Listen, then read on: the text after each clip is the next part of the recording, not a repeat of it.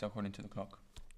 So either you're a liar, which I know you're not, or our system is off by a full minute, in which case you leave me no choice but to dismiss Thomas, our long-time security coordinator. Hello everyone, welcome to OC Spotlight. I'm Juan Cabral, your host for today's show, and today we have two special guests, two actors, one in theater and one in film. As you just saw in the clips before, these guests are incredibly talented as well. Welcome Emily Cintron and Julian Ibarrando. Well, welcome to the show, first of all. Thank you for coming.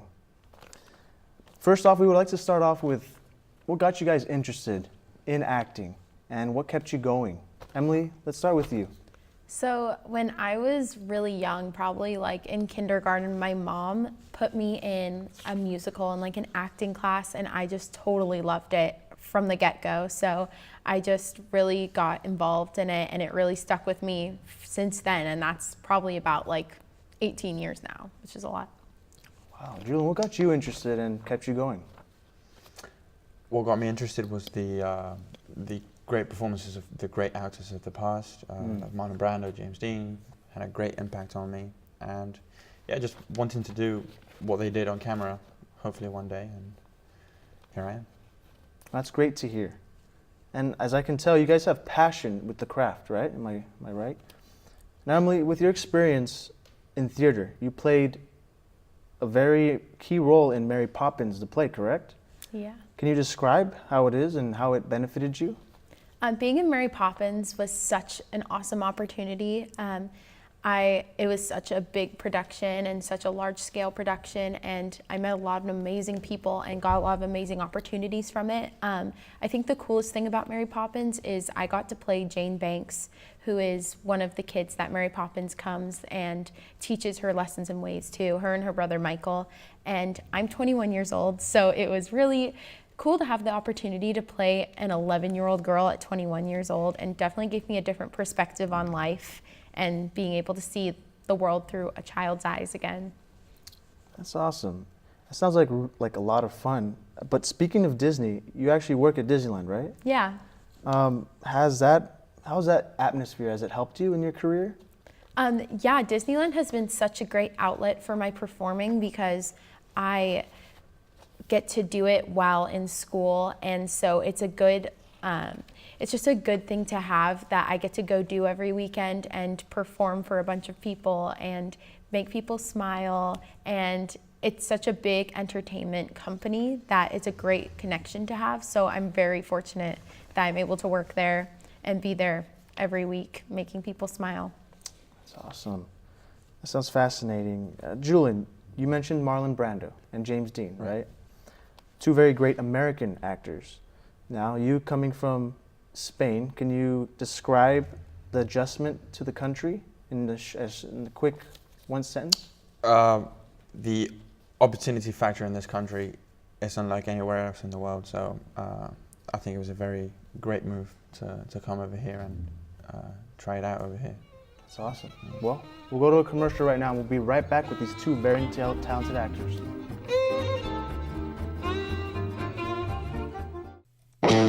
Saddleback College enriches its students and the South Orange County community by providing a comprehensive array of high-quality courses and programs.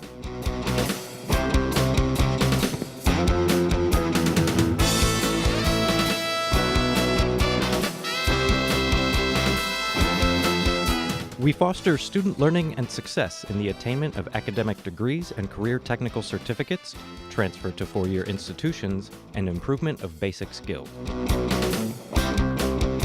We dedicate ourselves to excellence in academics, student support, and community service.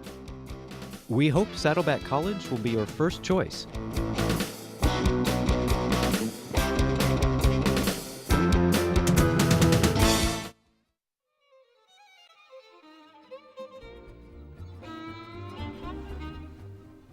Hello, we're back with our wonderful guests, Emily Cintron and Julian Ibarrando. So Julian, you actually attended Saddleback, is that right? Can you tell us how it furthered your career, how it helped further your career? Yes, the person that's responsible for that is Maria Mayanzet. She was my first proper acting coach that I've ever had, and yeah, again, she turned my dream of becoming an actor into a possibility, and she taught me everything that I needed to know about entering the industry and how to handle different situations. So forever grateful for her. That's awesome. Well, what do you want to do? Do you want to do more film, television? Do you want to do theater maybe? My priorities would be film and television. You know, who knows? Someday I might step into theatre. I've tried it, but at the moment I'm good with either film or television. I'm fine. I don't have any preferences between that. Okay, that's cool. Yeah. What about you, Emily? What would you like to do? Would you like to, veer into film a little bit more, or are you comfortable in theater, television maybe? I love being in theater. I'm going to school to be on the production side of television, so that's another dream of mine. But in terms of performing and acting, I definitely think my heart is in theater, and that's where I started, and that's where I want to stay. So unless an opportunity comes up, but I'd love to stay in theater. And what's your favorite part of acting? My favorite part of acting is having the opportunity to see the world through someone else's eyes and stepping out of your world and getting to experience it in a different way, and just getting to experience our world in a different way. It's so magical and unique. It's like unlike any other art form. That's really cool. How about you, Julian? What's your favorite part? Yeah, very, very similar to hers. I mean, it's just the fact that you can, she said it, like experience the world through someone else's eyes, and kind of feel like you're channeling someone else. When it's really good, you feel that, and it's such a thrill to that. So. Yeah. Well, great answers. I mean, we only have a little bit of time left, but if you could give advice to any up-and-coming actors out there in a sentence or two, what would you say? Emily, you first. Think outside the box and don't let anything stop you. I would say for screen actors, it's not about what you're saying, it's about what you're thinking.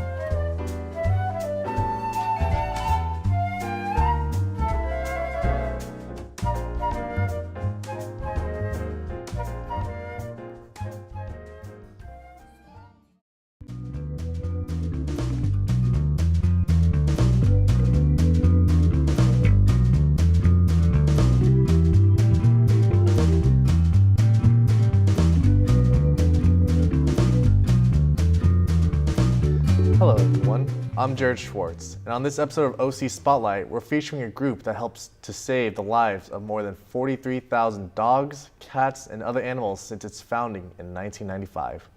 Dedicated Animal Welfare Group, or DOG, is a volunteer group that partners with the City of Mission Viejo's animal shelter. They give second chances to surrendered animals and hard-to-adopt animals as well. With me right now are Erin Flair and Beth Haas. Thank you for joining us today. Thanks for having us. Yes, happy to be here. It's great. So Beth, 43,000 animals saved. That's very impressive.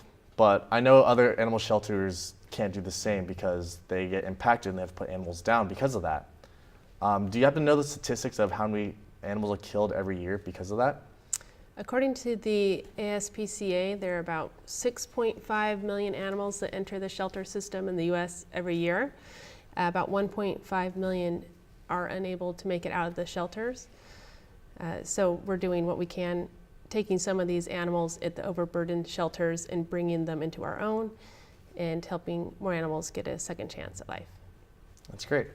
So Erin, what is DOG's role here for Mission Viejo Shelter? DOG is a nonprofit. We're all volunteers. We raise about $100,000 a year to pay for medical needs, for training for pets, for comfort items that they may need, like expandable cages, the trap, neuter, and release program for cat colonies, adoption promotions for cats that have been at the shelter for too long. That's great. So Beth, would you consider Mission Viejo as a no-kill shelter? Is that correct? Yes, Mission Viejo is classified as a no-kill shelter. There's a very low number of animals that are euthanized due to being seen as a threat to society. I mean, they're so aggressive that they're deemed untrainable. We can't re-release them into the public. And then some animals come in that are just so sick or so terribly injured that we are unable to save them. But DOG raises money through fundraising and donations to save every animal possible, from day-old kittens to animals hit by vehicles with compound fractures, if you can see behind us. If there's any chance we can save the animal, we're going to do everything we can to do that. I see. So Aaron, just a whole summarization of it, where can people find about future events for the DOG organization and all that kind of stuff? Well, you can go on Facebook, on Twitter. Even we send out emails. If you sign up to become a member, we send out dog bites, is what we call, through the computer. We also send out a quarterly newsletter, which is print format. And you can, the best way is to go on the website, and then you can have access to all of them. That's great. So 2 weeks ago, I attended your annual fundraiser. Please tell us about the dog walk and adoption extravaganza. What do you guys think of that? It was our 24th annual. It was really fun. We had rescue groups. The rescue groups were able to adopt out more than 15 birds, cats, and dogs to forever homes. We had people there with their pets, some that were pets that came from our shelter that we had helped, and then we also had a really fabulous pet costume contest. Oh, really? That's great. That's actually really great. That was a fun event when I was there. I enjoyed it a lot. But thank you for inviting us to your parade and fundraiser. I really did enjoy it a lot. Well, anyways, it's our time for a break, and tune in for up for next, because we're gonna have a special guest coming in.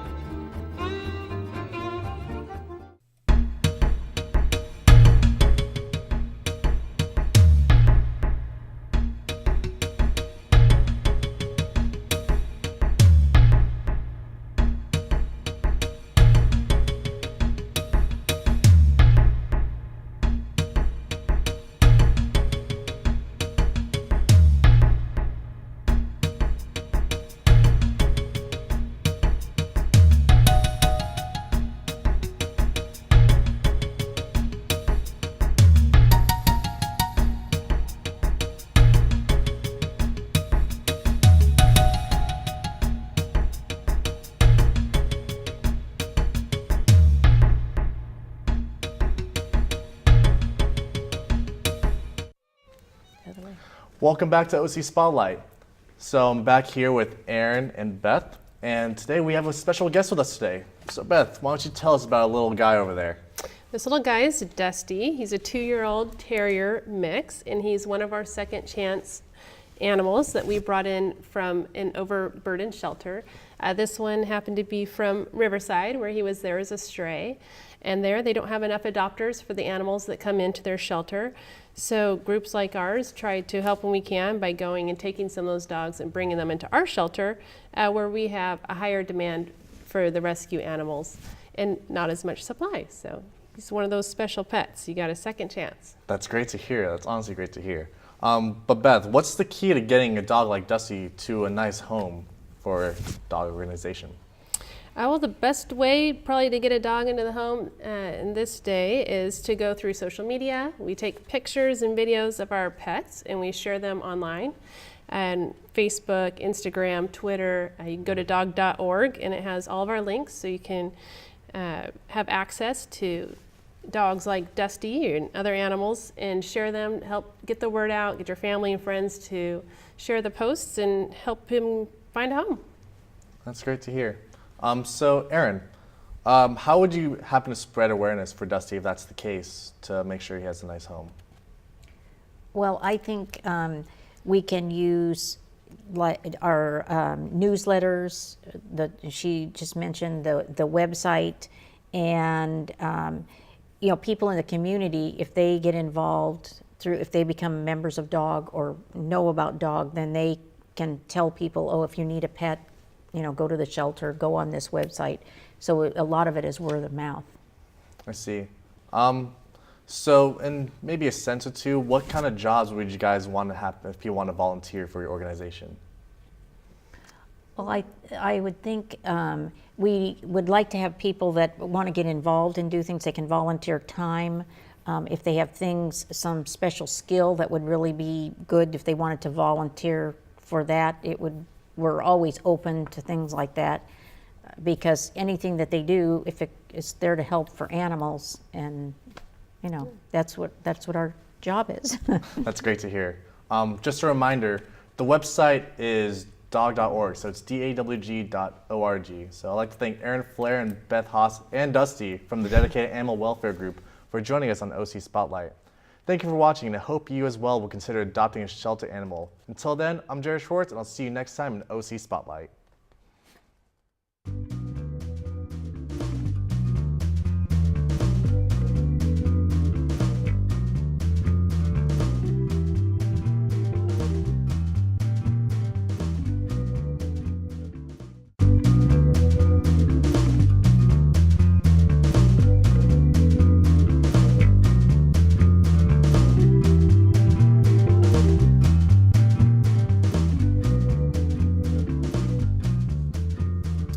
Hello and welcome to our show today.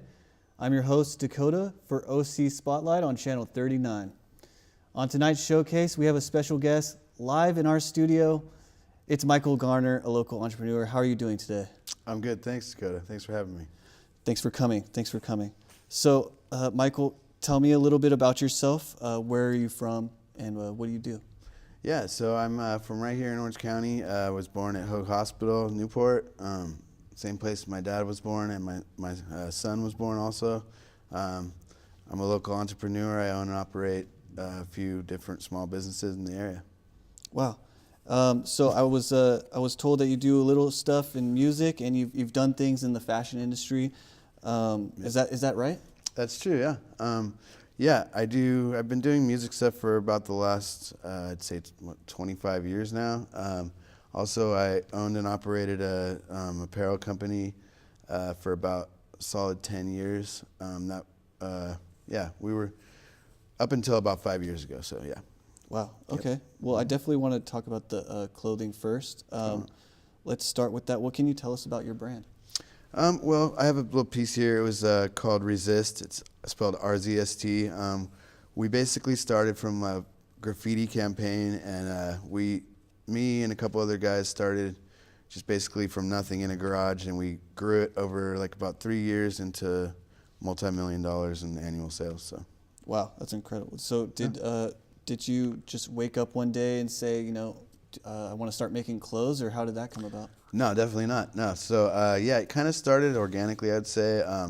Started as actually as a graffiti campaign, and then we started making little figurines, and then it evolved into T-shirts, into hoodies, jackets, hats, shoes, like pretty much everything. So that's incredible. That's impressive. Yeah.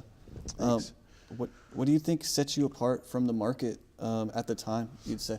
Yeah. So at the time, it was kind of the market wasn't so saturated with streetwear brands, so we were mixing high fashion stuff and streetwear, and I feel like we were kind of ahead of our time back then as far as that goes. So I feel like that's the main thing that sets us apart. Yeah. I would have to agree with you. I mean, you see today the high fashion streetwear. It's definitely together now, and to be doing that 15 years ago, kind of when it all kind of started, is very, very impressive. And thank you. You brought one of your pieces in today. Yeah. This is just Can you tell me just a couple things about it here? It's such an interesting piece. Oh yeah, sure. It's just basically a hoodie that we were inspired to look like we wanted it to look like a military jacket, but in a hoodie form, and then there's some little squirrels holding some rocket launchers and machine guns. Wow. So that was kind of cool at the time, we thought, and people really liked it, so yeah. That is crazy. Well, thank you for your answers, Michael.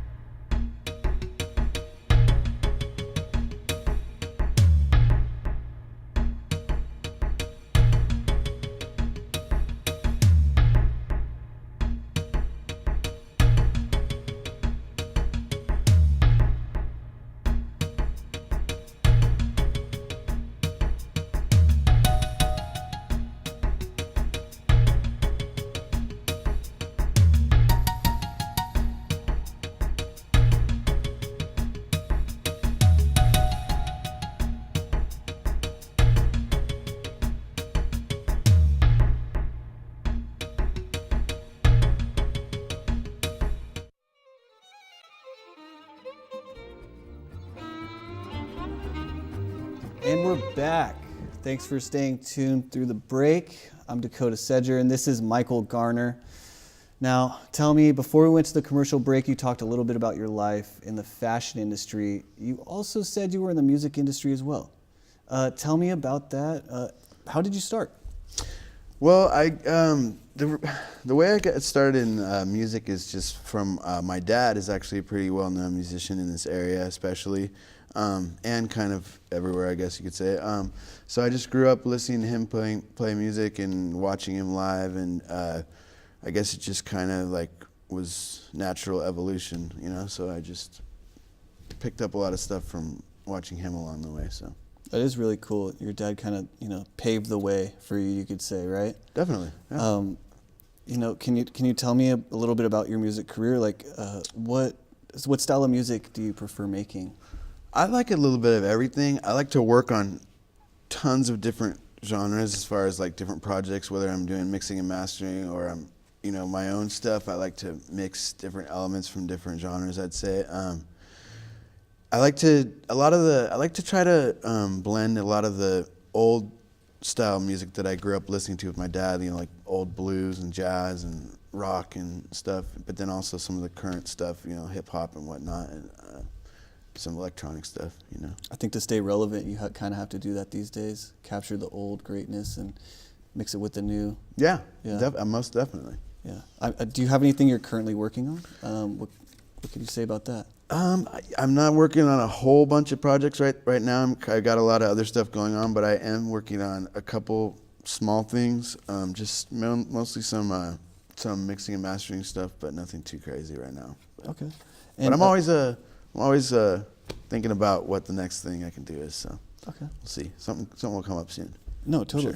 Sure. If you could describe like what's your favorite thing about performing music in just a couple sentences, what would you say that is? Oh, in the live setting, I just really love the interaction between the musician and the audience. It's just, I feel like I'm typically fairly shy, but then when I'm in that setting, it's a whole way that I can figure out how to express myself, and it just feels really good.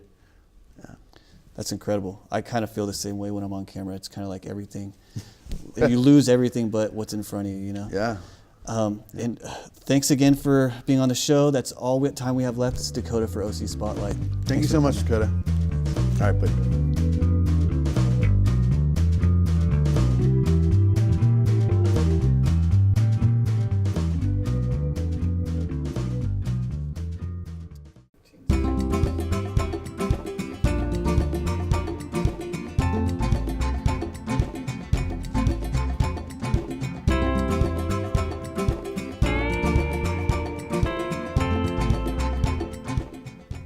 Hello everyone, and welcome to the show.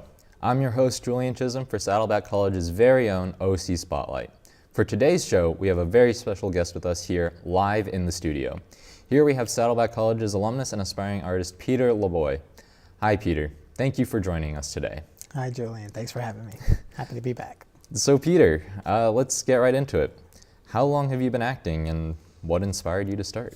Well, professionally, I say I've been acting for about 5 years here in California, but I was inspired to start as a little kid making home videos. I used to write skits, write lines for me and about a group of 5 friends, and that was pretty much my pastime. I'd get home from school and that'd be the first thing I wanted to do, and ever since I always knew my sights were set on California, making it out here, hopefully make it as an actor, and then break into directing, producing, and writing, and the whole 9 basically. Very cool. What productions have you been in, and are you starring or doing anything currently? A couple of the more bigger productions. I just had a national commercial for Truth Orange.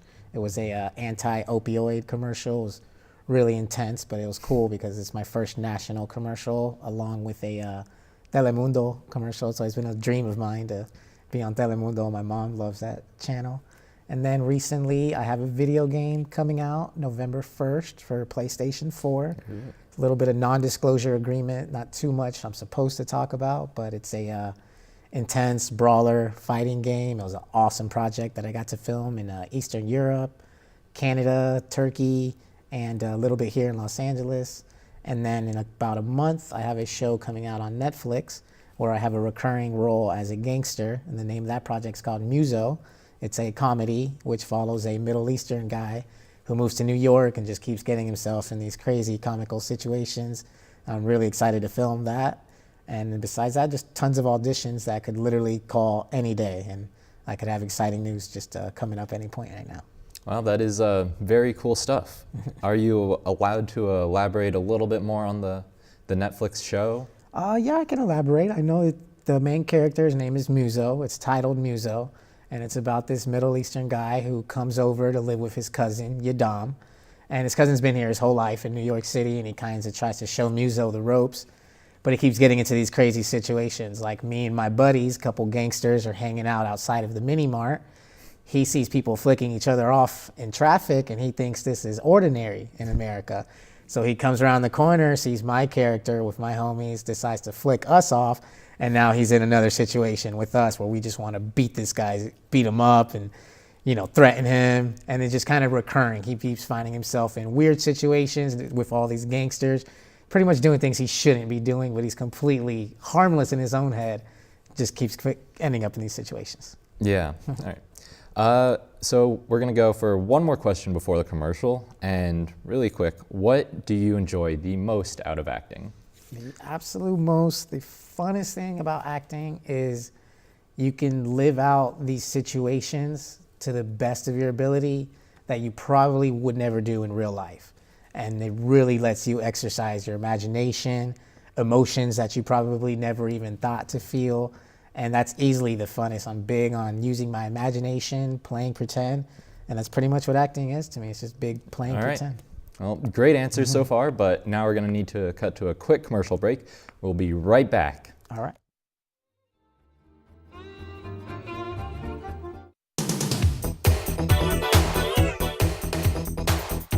Saddleback College enriches its students and the South Orange County community by providing a comprehensive array of high-quality courses and programs. We foster student learning and success in the attainment of academic degrees and career technical certificates, transfer to four-year institutions, and improvement of basic skills.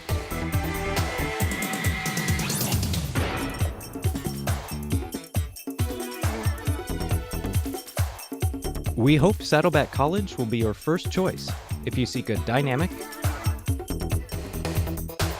innovative, and student-centered post-secondary education.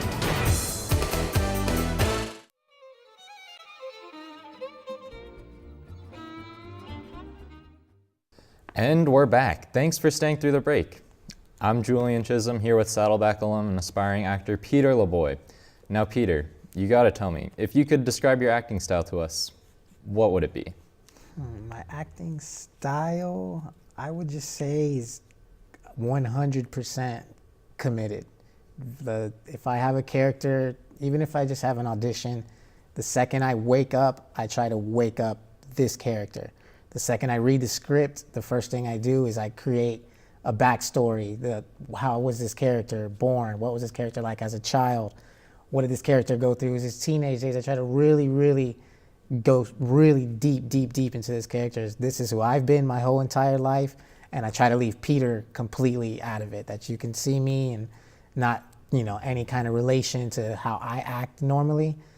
That's pretty much what I'd say I like to do, just go all in, complete belief that I've been this character. I've never been anybody else but this character. And that's what really makes it fun, to believe it myself as I'm performing. Neat. And are there any roles that you prefer because of this? I guess roles that, like I said, I like to leave myself out of it. So roles that really require me to tap into emotions, whether it be, being really sad or really emotional or really angry or aggressive. I say these are things I'm not, for the most part, pretty happy-go-lucky. But yeah, like I had to play a character on a Spanish novela type show.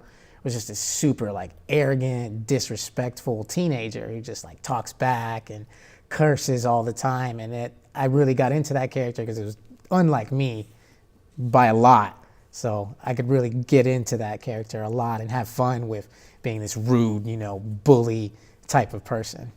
If that makes sense. So of all the different kinds of actors in the industry, everyone out there, do you have anyone that you look up to? Or I do. Denzel Washington is probably the first name that comes to mind because I feel like when you watch Denzel, it's so effortless. He's never over the top, but his acting is just so seamless. He falls into these characters. And I really love Jim Carrey as well, as a comedic and a serious, just across the board, amazing actor. All right, amazing. Thank you so much, Peter, for your time and amazing answers. That is all the time we have today, folks. I'm Julian Chisholm on Saddleback College's OC Spotlight. Take care. Thank you.